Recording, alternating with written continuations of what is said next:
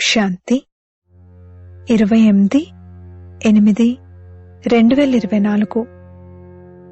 మధురమైన పిల్లలు, మీరు ఎంతగా తండ్రిని స్మృతి చేస్తారో అంతగా ఆత్మలోకి ప్రకాశం వస్తుంది. జ్ఞానవంతమైన ఆత్మ ప్రకాశవంతంగా అవుతుంది. ప్రశ్న: మాయ ఏ పిల్లలను కొద్దిగా కూడా విసిగించలేదు. జవాబు: ఎవరైతే పక్కా యోగులుగా ఉంటారో, ఎవరైతే యోగ బలం ద్వారా తమ సర్వకర్మేంద్రియాలను శీతలంగా చేసుకున్నారో, ఎవరైతే యోగంలోనే ఉండేందుకు కృషి చేస్తూ ఉంటారో, వారిని మాయ కొద్దిగా కూడా విసిగించలేదు. ఎప్పుడైతే మీరు పక్కా యోగులుగా అవుతారో అప్పుడు అర్హులుగా అవుతారు. అర్హులుగా అయ్యేందుకు పవిత్రత ప్రధానమైనది. ఓం శాంతి. మధురాతి మధురమైన పిల్లలకు తండ్రి కూర్చుని అర్థం చేయిస్తారు. అజ్ఞానం కారణంగా మీ ఆత్మ డల్గా అయిపోయింది. వజ్రంలో ప్రకాశం ఉంటుంది కదా, రాయిలో ఆ ప్రకాశం ఉండదు. కావుననే రాయిలా డల్గా అయిపోయింది అని అంటారు. మళ్లీ ఆత్మ మేల్కొంటే పారసమణిలా ఉంది అని అంటారు. ఇప్పుడు అజ్ఞానం కారణంగా ఆత్మజ్యోతి డిమ్ అయిపోయింది. అది నల్లగా అయిపోదు, పేరుకల అంటారు. అందరి ఆత్మ ఒకేలా ఉంటుంది. శరీరాల నిర్మాణం అనేక రకాలుగా ఉంటుంది. ఆత్మ అయితే ఒకేలా ఉంటుంది. మనం ఒక ఆత్మని, ఆ తండ్రి పిల్లలమని ఇప్పుడు మీరు అర్థం చేసుకున్నారు. ఈ జ్ఞానమంతా ఉండేది, అది మళ్లీ మెల్లమెల్లగా పోయింది. అలా తగ్గిపోతూ తగ్గిపోతూ చివరికేమీ మిగలదు. అప్పుడు దానిని అజ్ఞానం అంటారు. మీరు కూడా అజ్ఞానులుగా ఉండేవారు. ఇప్పుడు జ్ఞానసాగరుని ద్వారా జ్ఞానులుగా అవుతూ ఉంటారు.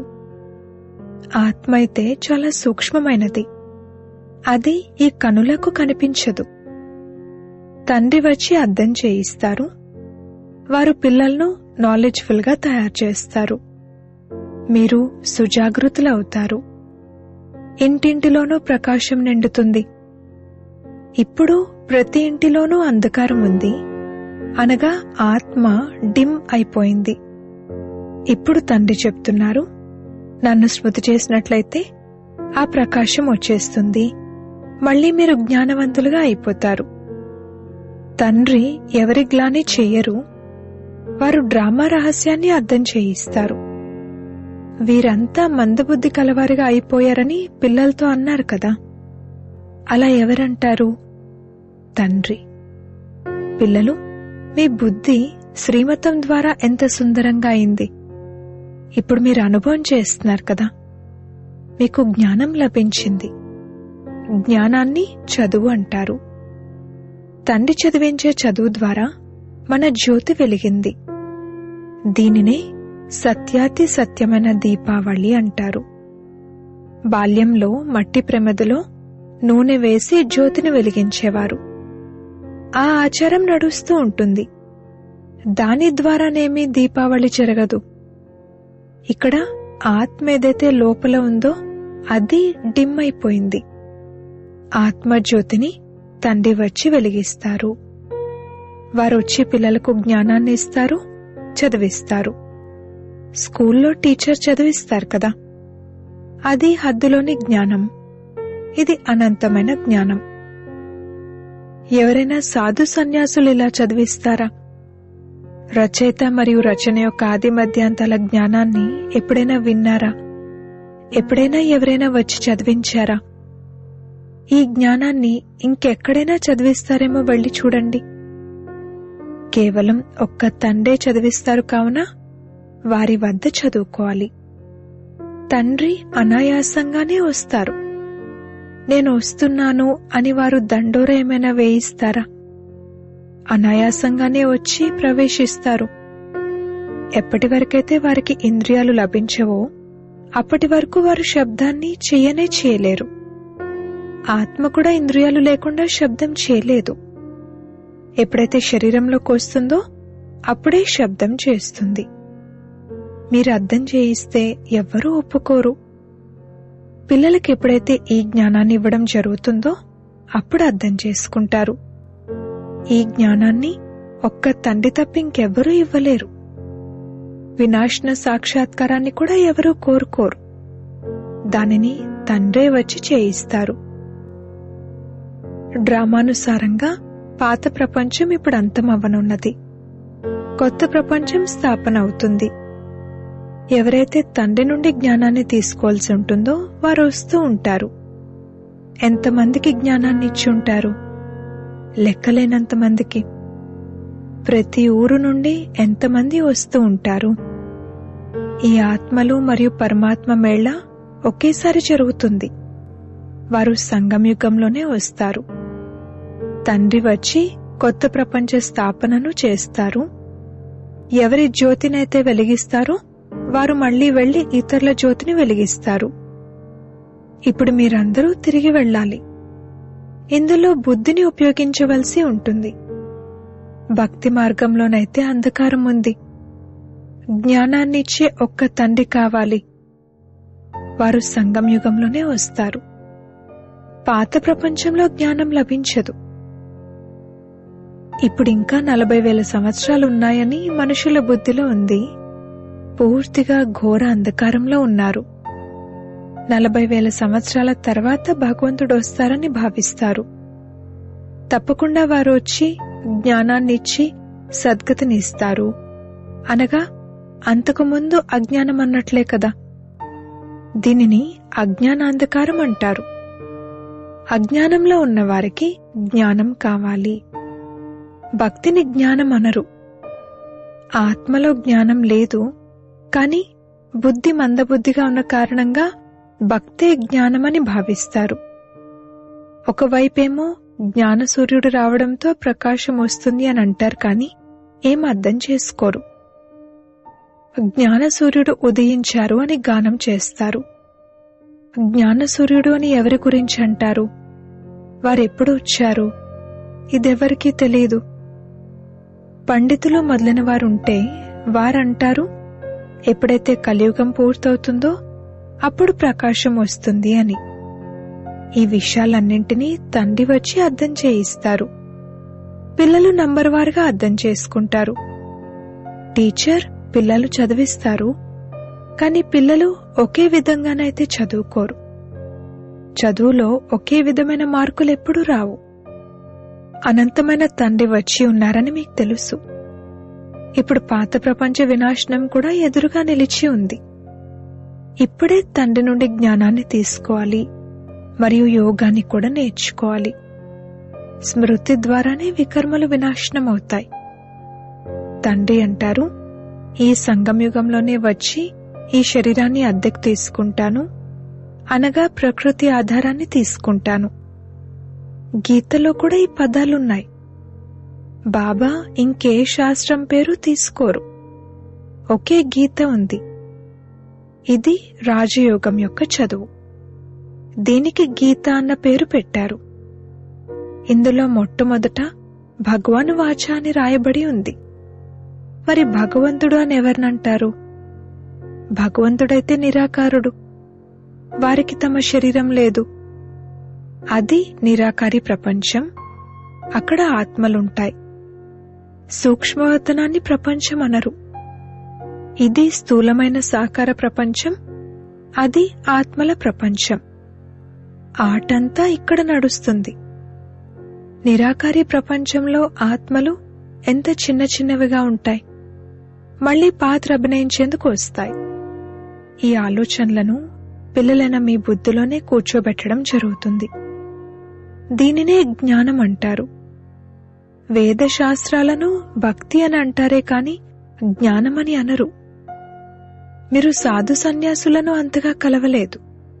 బాబాకైతే వారి సాంగత్యం ఎంతో ఉండేది.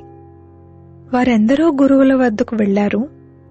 మీరెందుకు సన్యసించారు, ఇల్లు వాక్యలను ఎందుకు వదిలారు అని వారిని అడిగినప్పుడు ఏం సమాధానం ఇచ్చారంటే, వికారాల ద్వారా బుద్ధి భ్రష్టమైపోతుంది, అందుకే ఇళ్ళు వాకిళ్ళు వదిలేశాము అని. అచ్చా, మరి అడవుల్లో ఉంటున్నప్పుడు ఆ ఇళ్ళు వాకిళ్ళు మళ్లీ గుర్తుకొస్తూ ఉంటాయా అని అడిగితే అవును అని చెప్పేవారు. ఒక సన్యాసి అయితే మళ్లీ తిరిగి ఇంటికి కూడా వెళ్లిపోయారు అన్నది బాబా చూశారు. ఇవి కూడా శాస్త్రాల్లో ఉన్నాయి. ఎప్పుడైతే వయస్సు పెరుగుతుందో అప్పుడు మనుషులు వానప్రస్థ అవస్థకు వెళ్లిపోతారు. చిన్న వయసులో వానప్రస్థాన్ని తీసుకోలేరు. కుంభమేళాలో చాలా చిన్న చిన్నవారు వివస్త్రగా ఉండేవారు వస్తారు. అక్కడ వారు మందులు తినిపిస్తారు. వాటి ద్వారా కర్మేంద్రియాలు చల్లబడిపోతాయి. మీదైతే యోగబలం ద్వారా కర్మేంద్రియాలను వశం చేసుకోవడం. యోగబలం ద్వారా వశమవుతూ చివరికి అవి శీతలమైపోతాయి. చాలామంది బాబా మాయ ఎంతగానో విసిగిస్తుంది అని అంటారు. అక్కడైతే ఇటువంటి విషయాలేవి ఉండవు. ఎప్పుడైతే యోగంలో మీరు పక్కాగా ఉంటారో అప్పుడే కర్మేంద్రియాలు వశమవుతాయి. కర్మేంద్రియాలు శాంతమైపోతాయి. ఇందులో ఎంతగానో కష్టపడవలసి ఉంటుంది. అక్కడ ఇటువంటి అశుద్ధమైన పనులు ఉండవు. తండ్రి ఇటువంటి స్వర్గధామంలోకి తీసుకువెళ్లేందుకు వచ్చారు. వారు మిమ్మల్ని అర్హులుగా తయారు చేస్తున్నారు. మాయ మిమ్మల్ని అనర్హులుగా చేస్తుంది. అనగా స్వర్గం లేక జీవన్ముక్తి ధామంలోకి వెళ్లేందుకు అర్హులుగా ఉండరు. కావున తండ్రి కూర్చుని అర్హులుగా తయారు చేస్తారు. దానికోసం పవిత్రత ప్రధానమైనది. బాబా మేం పతితులుగా అయిపోయాము, మీరొచ్చి మమ్మల్ని పావనులుగా తయారు చేయండి అని పాడతారు కూడా. పావనులు అనగా పవిత్రులు. అమృతాన్ని వదిలి విషాన్నెందుకు తీసుకోవాలి అన్న గాయనం కూడా ఉంది. దానిని విషమని కూడా అంటారు. అది ఆది మధ్యాంతాలు దుఃఖాన్ని ఇస్తుంది. ఇది కూడా డ్రామాలో రచింపబడి ఉంది. తండ్రి ఎన్నిసార్లు వచ్చారు, వచ్చి పిల్లలను మిమ్మల్ని కలుసుకున్నారు. మిమ్మల్ని కనిష్ఠుల నుండి ఉత్తమ పురుషులుగా తయారు చేయడం జరుగుతుంది. ఆత్మ పవిత్రంగా ఉంటే ఆయుష్ కూడా పెరుగుతుంది. ఆరోగ్యము, సంపద మరియు ఆనందము అన్నీ లభిస్తాయి. ఒక్క క్షణంలో 21 తరాల కొరకు ఆరోగ్యం, సంపద, ఆనందం లభిస్తాయి అని కూడా మీరు బోర్డుపై రాయొచ్చు. తండ్రి నుండి ఈ వారసత్వం 21 జన్మల కొరకు లభిస్తుంది. కొంతమంది పిల్లలు బోర్డు పెట్టేందుకు కూడా భయపడతారు. బోర్డు అయితే అందరి ఇళ్ల ముందు ఉంటుంది. మీరు సర్జన్ పిల్లలు కదా, మీకు ఆరోగ్యం, సంపద, ఆనందం అన్నీ లభిస్తాయి. కావున మీరు మళ్లీ ఇతరులకు ఇవ్వండి. మీరు ఇవ్వగలిగినప్పుడు మరి బోర్డుపై ఎందుకు రాయరు? తద్వారా మనుషులు వచ్చి అర్థం చేసుకుంటారు. భారత్లో నేటికి 5000 సంవత్సరాల క్రితం ఆరోగ్యం, సంపద ఉండేవి, పవిత్రత కూడా ఉండేది అని. అనంతమైన తండ్రి వారసత్వం ఒక్క క్షణంలో లభిస్తుంది. మీ వద్దకు ఎంతో మంది వస్తారు. ఇదే భారత్ బంగారు పిచ్చుకలా ఉండేది, వీరి రాజ్యం ఉండేది అని మీరు కూర్చుని అర్థం చేయించండి. మరి వారేమయ్యారు? 84 జన్మలను మొదట ఇతను తీసుకుంటారు. ఇతను నంబర్ 1 కదా. ఇతనే మళ్లీ చివర్లో వస్తారు. తండ్రి అంటారు, ఇప్పుడు మీ 84 జన్మల చక్రం పూర్తయింది. ఇది మళ్లీ ప్రారంభం అవ్వనున్నది. అనంతమైన తండ్రే వచ్చి ఈ పదవిని ప్రాప్తింపజేస్తారు. వారు కేవలం ఏమంటారంటే, మీరు నన్ను స్మృతి చేసినట్లయితే పావనులుగా అవుతారు. 84 జన్మలను తెలుసుకుని తండ్రి నుండి వారసత్వాన్ని తీసుకోవాలి. కాని చదువైతే కావాలి కదా. మిమ్మల్ని స్వదర్శన్ చక్రధారులు అంటారు. కొత్తవారెవరూ అర్థం చేసుకోలేరు. స్వ అని ఆత్మనే అనడం జరుగుతుందని మీకు తెలుసు. పవిత్రంగా ఉన్న ఆత్మలమైన మనం ప్రారంభం నుండి 84 జన్మల చక్రాన్ని తిరిగి వచ్చాము. అది కూడా తండ్రే తెలియజేస్తారు. మీరు మొట్టమొదట శివుని భక్తిని ప్రారంభించారు. మీరు అవ్యభిచారి భక్తులుగా ఉండేవారు. దీనిని తండ్రి తప్ప ఇంకెవ్వరూ అర్థం చేయించలేరు. తండ్రి అంటారు, మధురాతి మధురమైన పిల్లలు, మీరు మొట్టమొదట ఈ జన్మను తీసుకున్నారు. ఎవరైనా షావుకారుగా ఉంటే ఇతను ఇంతకు ముందు జన్మలో అటువంటి కర్మలు చేశారు అని అంటారు కదా. ఎవరైనా రోగగ్రస్తులుగా ఉంటే అది గత జన్మల కర్మల లెక్కాచారం అంటారు. అచ్చా, ఈ లక్ష్మీనారాయణలు ఎటువంటి కర్మలు చేశారు? ఇది తండ్రి కూర్చుని అర్థం చేయిస్తారు. ఇతని 84 జన్మలు పూర్తయ్యాయి, మళ్లీ ఫస్ట్ నంబర్లోకి రావాలి. భగవంతుడు సంగం యుగంలోనే వచ్చి రాజయోగాన్ని నేర్పిస్తారు. బాబా మనకు రాజయోగాన్ని నేర్పిస్తున్నారని ఇప్పుడు మీరు అర్థం చేసుకుంటున్నారు. అయినా కానీ మీరు మర్చిపోతారు. కర్మ, అకర్మ మరియు వికర్మల గుహ్య గతులను కూడా తండ్రి అర్థం చేయించారు. రావణ రాజ్యంలో మీ కర్మలు వికర్మలుగా అయిపోతాయి, అక్కడ కర్మలు అకర్మలుగా ఉంటాయి. అక్కడ అసలు రావణ రాజ్యమే ఉండదు, వికారాలు ఉండవు. అక్కడ యోగ బలమే ఉంటుంది. ఆ యోగ బలం ద్వారా మనం విశ్వాధిపతులుగా అవుతాము. అందుకే తప్పకుండా పవిత్ర ప్రపంచం కూడా కావాలి. పాత ప్రపంచాన్ని అపవిత్రమైనదని, కొత్త ప్రపంచాన్ని పవిత్ర ప్రపంచమని అంటారు. అది నిర్వికారి ప్రపంచం, ఇది వికారి ప్రపంచం. తండ్రే వచ్చి వేశ్యాలయాన్ని శివాలయంగా తయారు చేస్తారు. సత్యుగం శివాలయం. శివ్ బాబా వచ్చి మిమ్మల్ని సత్యుగం కొరకు అర్హులుగా తయారు చేస్తున్నారు. లక్ష్మీనారాయణ మందిరంలోకి వెళ్లి మీరు ఇలా అడగచ్చు, వీరు ఈ పదవిని ఎలా పొందారో, వీరు విశ్వాధిపతులుగా ఎలా అయ్యారో మీకు తెలుసా? తండ్రి అంటారు, ఇది మీకు తెలీదు, నాకు తెలుసు. ఆ తండ్రి పిల్లలైన మీరే ఇలా అనగలరు, వీరు ఆ పదవిని ఎలా పొందారో మేం చెప్పగలమని. వీరే పూర్తి 84 జన్మలను తీసుకున్నారు. మళ్లీ పురుషోత్తమ సంగం యుగంలో వచ్చి తండ్రి రాజయోగాన్ని నేర్పించారు మరియు రాజ్యాన్ని ఇచ్చారు. దానికంటే ముందు నంబర్ 1 పతితులుగా ఉండేవారు. మళ్లీ నంబర్ 1 పావనులుగా అయ్యారు. మొత్తం రాజధాని అంతా ఉంది కదా. మీ చిత్రాలలో వీరికి రాజయోగాన్ని ఎవరు నేర్పించారో అంతా స్పష్టంగా ఉంది. ఉన్నతోన్నతమైన వారు పరమాత్మే. దేవతలైతే నేర్పించలేరు, భగవంతుడే నేర్పిస్తారు. వారిని నాలెడ్జ్ఫుల్ అంటారు.